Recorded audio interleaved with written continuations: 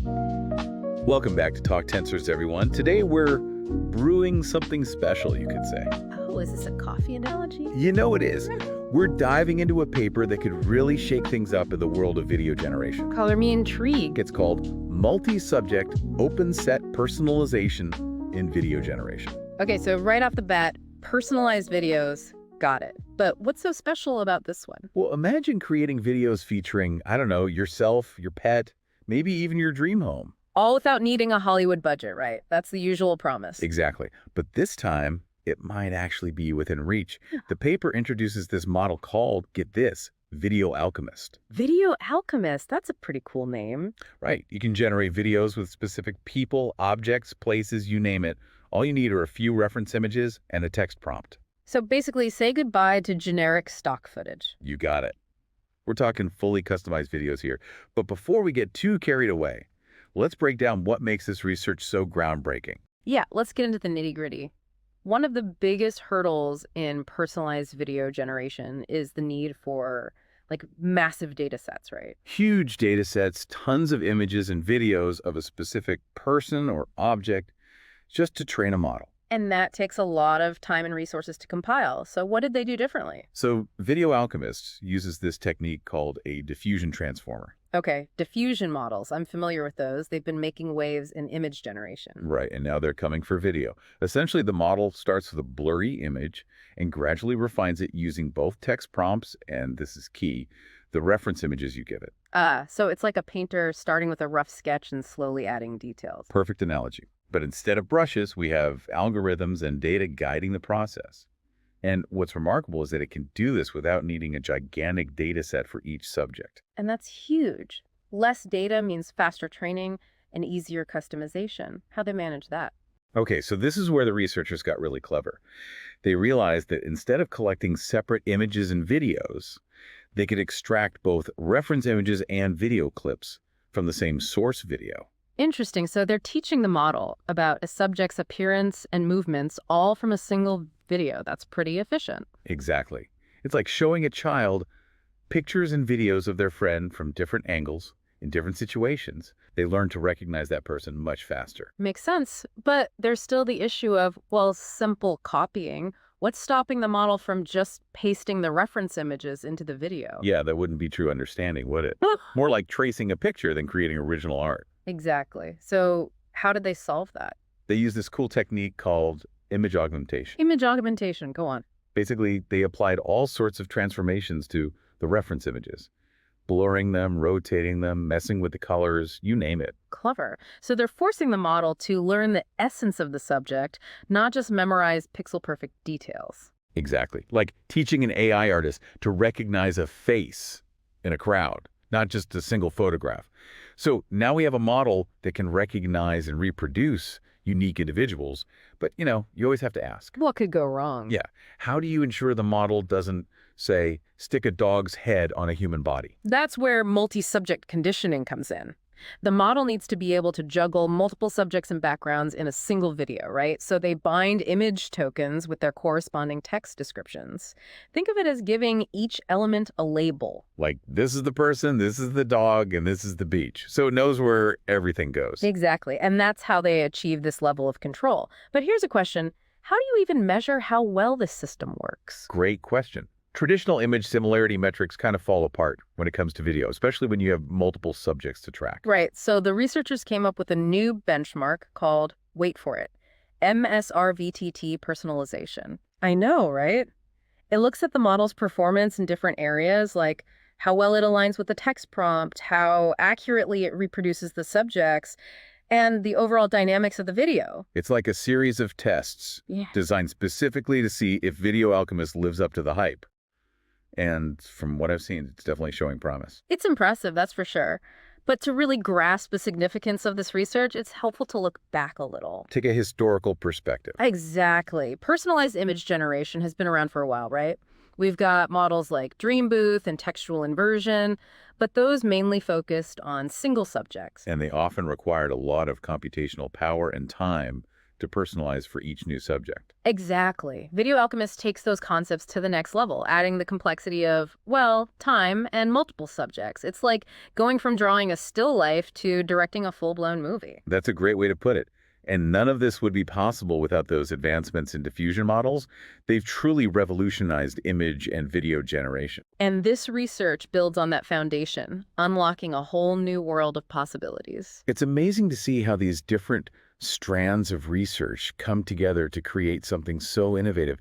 And you know what? This is just the beginning. Oh, I love where this is going. Our Novel Notions segment. You guessed it. We're going to take a speculative leap into the future and explore some mind-bending possibilities. Ready to jump in? Absolutely, let's do it. All right, so Novel Notions time. Let's talk about something a little out there. Out there.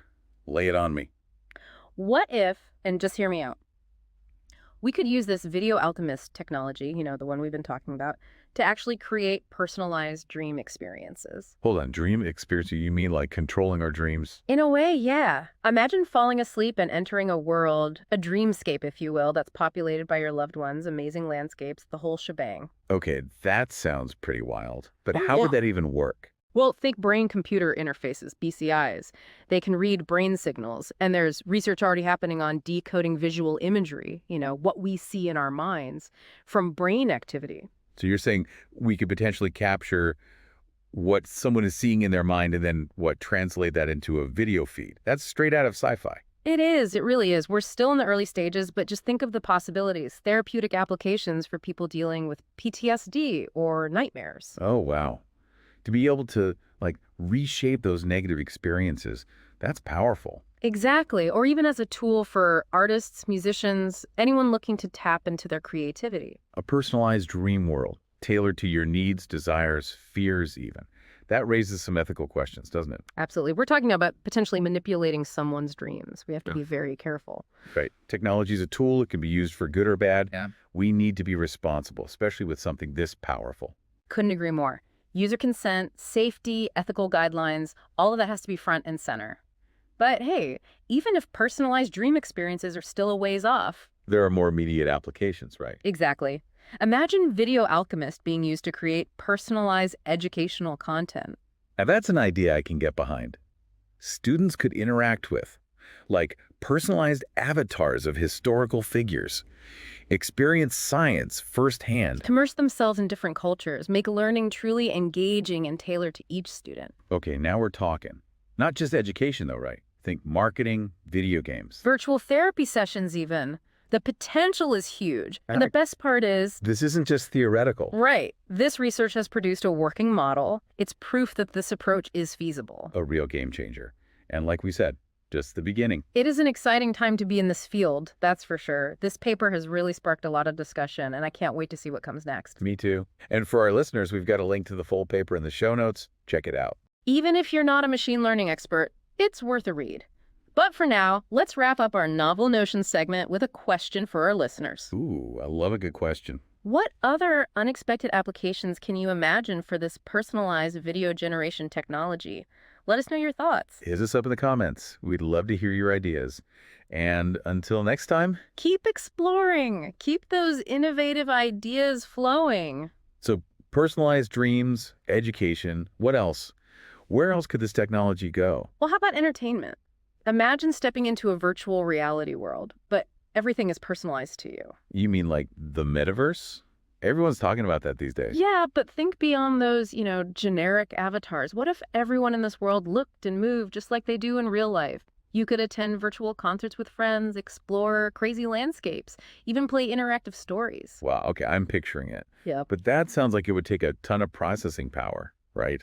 To generate all those personalized elements in real time. It's a challenge, for sure, but we're already seeing cloud gaming platforms streaming high-quality graphics to devices that don't have a lot of processing power. So like Netflix, but for personalized virtual worlds. Exactly. And this could go way beyond entertainment. Think training simulations, virtual therapy, collaborating with colleagues across the world. All with this incredible realism and personalization.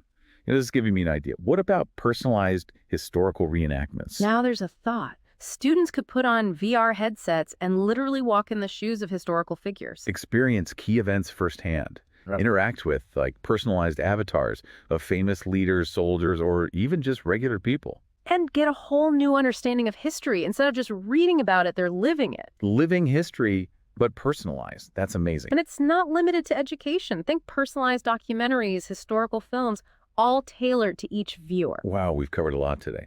Personalized marketing, immersive historical reenactments. It's incredible to think about how this could change things. It's not just about cool videos. It's about changing the way we experience the world. And as always, our novel notion segment. This is all speculation. We're just having fun exploring the possibilities. But who knows, maybe one of our listeners will be inspired to make these ideas real. The future is wide open. Well, that wraps up our deep dive into multi-subject open-set personalization in video generation. We hope you enjoyed it. Don't forget to check out the full paper. The link is in the show notes. And until next time, keep exploring, keep asking questions. That's it for this episode of Talk Tensors. Thanks for listening.